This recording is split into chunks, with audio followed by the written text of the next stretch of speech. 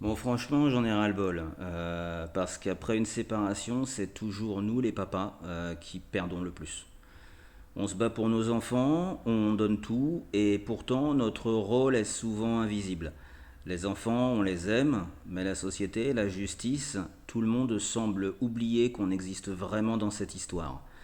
Et moi, je le vis concrètement, hein. Depuis dimanche 14, donc décembre 2025, je n'ai eu aucune nouvelle de mon enfant. Juste une photo, rien de plus. Dès que j'appelle la maman, enfin que je lui envoie un message plutôt, c'est non, je n'ai pas le droit. Alors même que l'homologation stipule clairement que mon enfant a le droit d'être autant chez son papa que chez sa maman. Et là, je commence sérieusement à péter une pile. Parce que je me dis, si ça continue comme ça, je vais devoir déposer plainte. Oui, il a été convenu que je l'ai du 30 au 31, donc y compris le premier en journée complète. Mais concrètement, pourquoi mes droits inscrits dans l'homologation ne sont-ils pas respectés? Ça, c'est l'injustice que vivent tant de papas.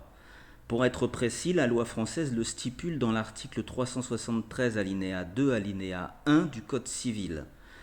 Le père et la mère exercent en commun l'autorité parentale, l'enfant a le droit d'entretenir des relations personnelles avec chacun de ses parents, le parent chez lequel l'enfant ne réside pas régulièrement doit pouvoir entretenir des relations personnelles avec lui.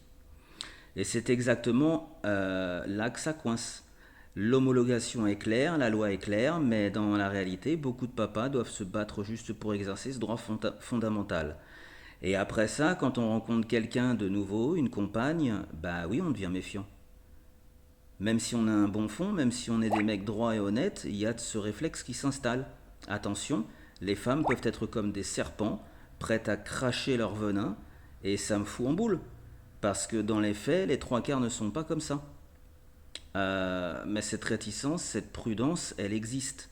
Ce n'est pas de la haine, c'est le résultat d'un vécu qui laisse des cicatrices et d'un système qui oublie les papas. Alors oui, on est méfiant, oui, parfois ça peut paraître extrême, mais c'est le vécu d'un papa qui se bat, qui veut juste être présent et respecté pour ses enfants. Et il est temps que ça se sache.